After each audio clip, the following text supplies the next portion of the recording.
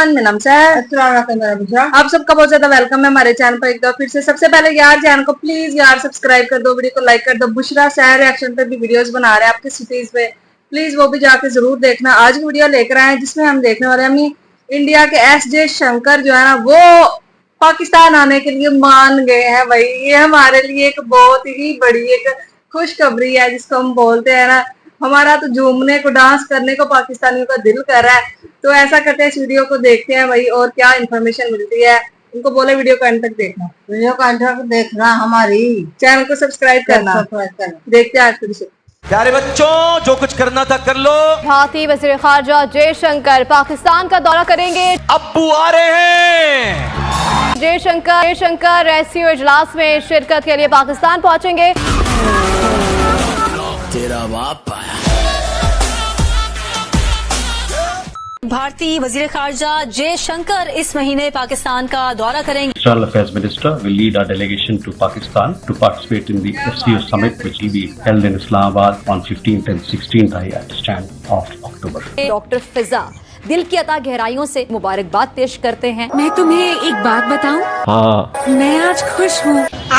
नहीं, मैं आज बहुत खुश हूँ, बल्कि ये कहना चाहिए कि मैं आज सबसे ज्यादा खुश हूँ। सेनेटर शेरी रहमान ने कहा है कि भारतीय वज़ीर ख़ारजा के दौरे से ज्यादा तवक्कुआत वाबस्ता नहीं करनी चाहिए। पाकिस्तानियों में तो खुशी का ऐसा माहौल बन गया है कि जैसे पाकिस्तानियों के अब्बू आ रहे हो। और एक जो सबसे इम्पोर्टेंट चीज जो आज हमें पता लगी और अभी हम लोग सुपर एक्साइटेड है पाकिस्तान में, और वो ये कि जी डॉक्टर जयशंकर जो है वो एससीओ की मीटिंग के लिए इस्लामाबाद आए। देखिए, सीधी सादी बात ये है कि हम लोग साउथ एशिया में वी आर लास्ट। आप यकीन मानना, मैं सारी वीडियो क्लिप लगा नहीं सकता हूँ क्योंकि सब में सेम न्यूज है। पाकिस्तान के छोटे से लेकर बड़े मीडिया तक में सिर्फ जयशंकर साहब छाए हुए हैं। मुबारक हो। और जयशंकर साहब ही पाकिस्तान की सबसे ज्यादा धुलाई करते हैं, सुनते जाइए। सबसे ज्यादा बेइज्जती करते हैं, सुनते जाइए। और सबसे ज्यादा सच्चाई का आईना जयशंकर साहब ही इन पाकिस्तानियों को दिखाते हैं। सुनते जाइए। लेकिन भाई लोग बड़े खुश हो रहे हैं। इसका मतलब है इन लोगों में सेल्फ रिस्पेक्ट नाम की चीज ही कोई नहीं। यूनाइटेड नेशन के फोरम पे खड़े होकर जयशंकर साहब ने पाकिस्तानियों को धोया था, लेकिन पाकिस्तानी खुश हो रहे हैं। डॉक्टर एस जयशंकर ये जिन्होंने यूनाइटेड नेशन के अंदर पाकिस्तान को जो है टेररिस्ट बोला। Its GDP can only be measured in terms of radicalization and its exports in the form of terrorism. Today, we see the ills it sought to visit on others, consume its own society. It can't blame the world. This is only karma. कि पाकिस्तान की GDP radicalisation और terrorism export से चलती है। हाँ भाई हाँ। साथ साथ उन्होंने एक वर्ड यूज किया, कर्मा। कर्मा जो वर्ड है ये बहुत ज्यादा वायरल है और इस पे पाकिस्तान बहुत ज्यादा एग्रेसिवली रिएक्ट कर रहे हैं। उनका ये कहना है कि पाकिस्तान में आज जो हो रहा है ये पाकिस्तान इसका खुद जिम्मेदार है। बात तो सही है। पाकिस्तानियों को भी अच्छी तरीके पता है, जो बंदा हिंदुस्तान में बैठ के पूरी दुनिया में घूम घूम के पाकिस्तानियों को जलील करने में कोई कमी नहीं छोड़ता, कोई कसर नहीं छोड़ता, वो बंदा पाकिस्तान आएगा तो हमारी क्या हाल करेगा। ये भी याद रखें कि 2016 में हिंदुस्तान ने सार्क समिट से में आने से गुरेज की थी और सुने जब पाकिस्तान मेज़बानी कर रहा था। अब अगर आ रहे हैं, इसमें शमूलियत इख्तियार करना चाह रहे हैं, मैं समझती हूँ पॉजिटिव बात है। क्या बात है। लेकिन हमें और कोई इससे लंबी चौड़ी तवक्को नहीं रखनी चाहिए कि बाहमी ताल्लुकात बढ़ाने की कोशिश होगी या साउथ एशिया बरसगीर में कोई अमन की अमल शुरू करेंगे। ये समझती हूँ कोई मुल्क के साथ हम वो सलूक नहीं करेंगे जो उन्होंने पाकिस्तान के खारजा वजीर के साथ तल्ख कलामी की थी, यानी कि बिलावल भुट्टो ज़रदारी के साथ की थी जब वो वहाँ की एससीओ समिट में गए थे। मोहतरमा साहिबा, इतना भी झूठ मत बोलो, इतना भी झूठ मत बोलो। जितना सम्मान तुमको मिलना चाहिए था उससे कहीं ज्यादा सम्मान दिया था। ये उस समय की मीडिया भी, तुम्हारी मीडिया भी बोल रही थी और हमारी मीडिया भी बोल रही थी। खैर, इन पाकिस्तानियों से तो उम्मीद करना ही बेकार है। ये तो झूठ की फैक्ट्री है, फैक्ट्री खटाखट खटाखट खटाखट वाली जो उन्होंने जिसकी मेज़बानी की थी। तो आई थिंक इसमें कोई दो राय नहीं होनी चाहिए कि ये एक पॉजिटिव स्टेप है और हमें उससे वेलकम करना चाहिए। होस्ट कंट्री होने के नाते पाकिस्तान ने सभी मुल्कों को इनविटेशन भेजा था, हमारे मोदी जी को भेजा था, लेकिन मोदी जी बोले कि मुझे क्या जरूरत है, जब हनुमान जी है तो राम को जाने की क्या जरूरत है लंका जलाने के लिए। तो जयशंकर साहब अब हनुमान जी बन के जाएंगे और पाकिस्तान की बैंड बजाएंगे, और बैंड बजाएंगे 15 और 16 तारीख को, 2 दिन पाकिस्तान में रहेंगे। वाह भाई वाह। मैं तो बेसब्री से 15-16 तारीख का इंतजार कर रहा हूँ। मैं देखना चाहता हूँ जयशंकर साहब कैसे लाल पीला करते हैं इन पाकिस्तानियों को, कैसे इनकी सुझाते हैं और ये फिर मीडिया में बैठ के जयशंकर साहब सुझा के आ जाएंगे और फिर ये पै करेंगे। मजा आएगा भाई, बहुत मजा आएगा। इसकी वजह क्या है? और मजा क्यों आएगा? क्योंकि यूनाइटेड नेशन में अभी 2-4 दिन पहले यूनाइटेड नेशन के मंच के ऊपर पूरी दुनिया के सामने पाकिस्तान को नंगा करके आए। हमें फख्र है इस पर। पाकिस्तान की मीडिया के अंदर, पाकिस्तान के लोगों में तो अभी तो उसी बात का दुख खत्म नहीं हो रहा है। साला ये दुख का खत्म नहीं होता बे।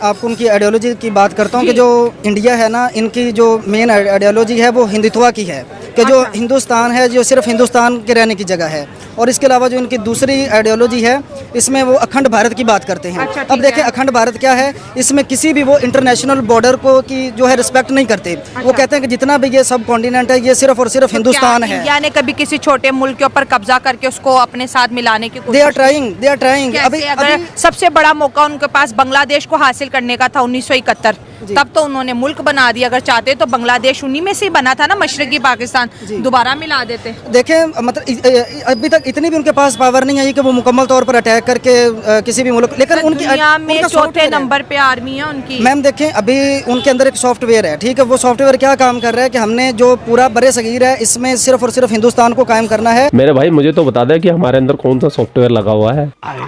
जहाँ तक मुझे पता है हम हिंदुस्तानियों में कौन सा सॉफ्टवेयर लगा हुआ है, वो सॉफ्टवेयर है पाकिस्तानियों का सॉफ्टवेयर अपडेट करना। वाह भाई वाह। उनको जलील करना, उनको उनकी औकात दिखाना। समझ रहे हो? जो आतंकवादी हरकतें तुम करते हो ना पूरी दुनिया में, उसको एक्सपोज करना। बहुत बढ़िया। ये सॉफ्टवेयर तो जरूर लगा हुआ है हम हिंदुस्तानियों में, और कौन से सॉफ्टवेयर की ये बात कर रहा है मुझे नहीं पता भाई। Indian foreign minister doctor Jaishankar, जिन्हें उनकी जहानत की वजह से पूरी दुनिया में जाना जाता है, उन्होंने यूनाइटेड नेशन में पाकिस्तान को बाकायदा तौर पे मैसेज दिया है या पाकिस्तान को बताया है और पूरी दुनिया के सामने ये बात किया कि भाई पाकिस्तान की अगर GDP आपने चेक करनी है तो वहाँ पे दहशतगर्दी चेक कर लें। क्या कहना चाहेंगे इसके ऊपर? ये तो समझ लें कि बड़ी इंसल्ट वाली बात है। देखिए जो इंसल्ट वाली बात बिल्कुल है, और तकलीफ भी होती है इस चीज को सुन के कि यार किसी भी मुल्क का वजीर आजम या उसका मिनिस्टर हमारे मुल्क को दहशतगर्द के, हमें तकलीफ होती है चीज को लेके। लेकिन आपने डॉक्टर जयशंकर की तो बात हमें बताई कि डॉक्टर जयशंकर ने यूनाइटेड नेशन की असेंबली के बीच में खड़े होके पाकिस्तान को दहशतगर्द कहा या पाकिस्तान को दहशतगर्द की फैक्ट्री कहा। लेकिन मैं आपसे मेन मुद्दे के ऊपर आना चाहता हूँ। आप ये बताइए, डॉक्टर जयशंकर ने पहले खिताब किया या पाकिस्तान के वजीर आजम ने पहले खिताब किया? प्राइम मिनिस्टर शहबाज शरीफ ने पहले। प्राइम मिनिस्टर शहबाज शरीफ ने पहले खिताब किया। ठीक है। अब प्राइम मिनिस्टर शहबाज शरीफ का खिताब जो है ना यूनाइटेड नेशन की असेंबली के बीच में, वो जरा गौर से निकालिए और गौर से सुनिए कि उसके बीच में उन्होंने क्या कहा, डॉक्टर जयशंकर ने क्या कहा। अब मैं समझाता हूँ आपको उन्होंने क्या कहा। देखिए पाकिस्तान के प्राइम मिनिस्टर ने उधर जाके कहा कि हम लोग दहशतगर्दी के बीच में रहते हैं, दहशतगर्द से लड़ रहे हैं, दहशतगर्दी के साथ हमने जंग लड़ी। यानी कि उन्होंने तस्लीम किया इस चीज को लेके कि पाकिस्तान में दहशतगर्दी होती है और दहशतगर्दी का सिलसिला पाकिस्तान में है। देखिए उन्होंने जरबे अजम का भी उसके बीच में इशारा दिया।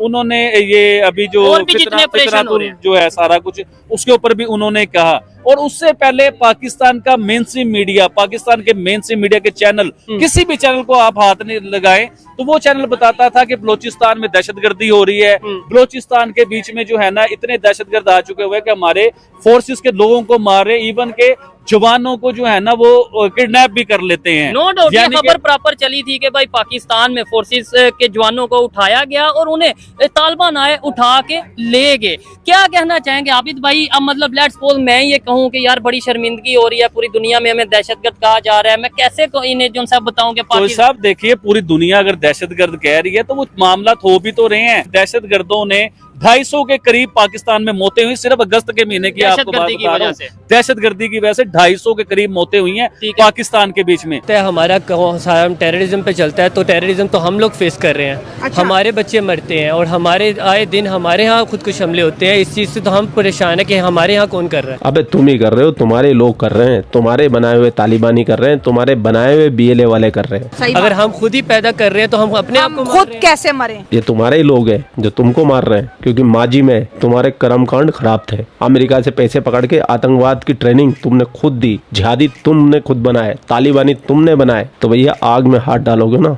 जलेगा ना सही लेकिन ध्वस्त तो जाएगा ही। लेकिन तुम्हारा झुलझा नहीं है, तुम्हारा पूरा जल गया है। तुम्हारे हुक्मरानों ने अमेरिका से खजूर पकड़े थे, खजूर डॉलर, तब बनाए थे इतने आतंकवादी। और तुम्हारे खून के अंदर, तुम्हारे डीएनए के अंदर जिहाद भरा गया था, इसलिए मर रहे हैं आज और कट रहे हैं। और अगर बात रहती है कि इंडिया पे हमने कब्जा किया हुआ है, तो इंडिया को लगता है कश्मीर पे हमने कब्जा किया हुआ है, तो कोई ये बताए कि जब पार्टीशन हो रही थी तो कश्मीर को हक क्यों नहीं दिया गया था कि वो जिसके साथ चाहे उसके साथ जा मिले? हाँ। जबरदस्ती किसने ऑक्युपाइड किया था?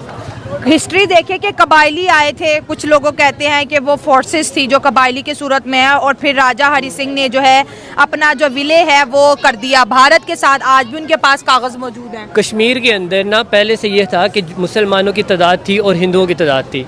वहाँ कुछ 1 साल या 6 महीने मुसलमानों की राज रहता था, 6 महीने हिंदुओं का राज रहता था। अच्छा, ये भी हिस्ट्री है? ये भी हिस्ट्री है। अच्छा, अबे ये कौन सी हिस्ट्री है बे?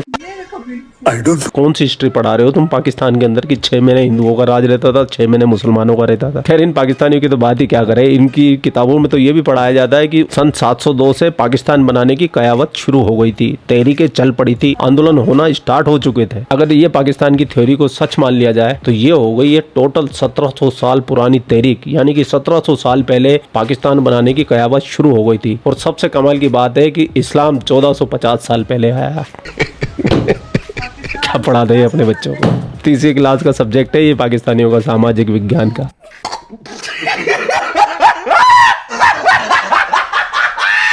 खैर पूरा वीडियो आपने देख लिया, वीडियो देखने के बाद में आपकी क्या राय है, कमेंट सेक्शन आपका है। गाइस ये थी आज वीडियो। तो भाई डॉक्टर, मैं तो यही बोलना चाहूंगी, डॉक्टर एस जयशंकर अगर पाकिस्तान आ रहे हैं, जैसे कि उनकी मीडिया ने, तो वो एक अच्छा काम कर रहे हैं कि वो पाकिस्तान, मतलब अभी उन्होंने ना पाकिस्तान ने इन्विटेशन दिया था पीएम मोदी को, ठीक है। पीएम मोदी जो है वो नहीं आ रहे, लेकिन उन्होंने जो उनके फॉरेन मिनिस्टर है ना एस जयशंकर, और ये पूरी दुनिया में जाने जाते हैं कि ये बहुत ही ज्यादा इंटेलिजेंट है, मतलब के बात बहुत ज्यादा खरी करते हैं।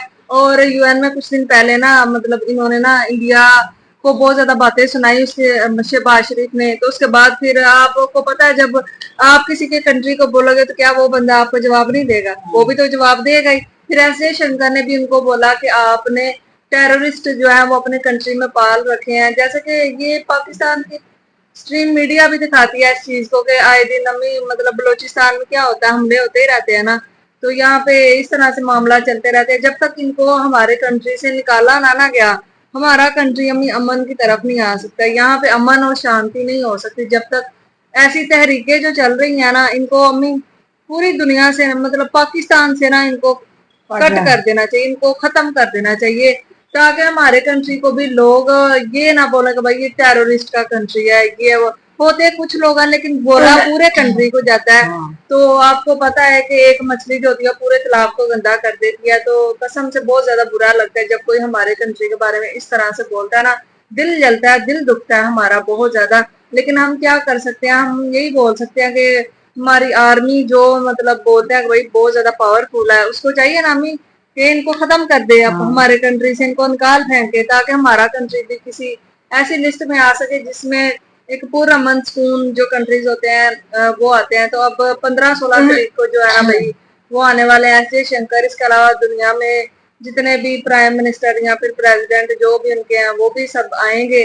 फिर पाकिस्तान की इस्लामाबाद में मीटिंग होने वाली है, तो देखते हैं भाई पाकिस्तान, आई होप सो कि भाई कश्मीर को छोड़ के तो कुछ अपने कंट्री को बात करे कि हमारे कंट्री में कुछ इन्वेस्टमेंट लाओ, हमारे कंट्री के साथ ताल्लुकात जो है ना उसको बेहतर करो, ताकि हमारे कंट्री के जो है ना कुछ हालात बेहतर हो पाए। मैं तो यही चाहती हूँ, हमारा अगर प्राइम मिनिस्टर अक्लमंद होगा ना तो वो ये बातें करेगा, ना कि वो ये बोलेगा कि कश्मीर में ये हो रहा है वो हो रहा है तो हमें फंड दे जाओ, ये ना बोले जो मर्जी पर।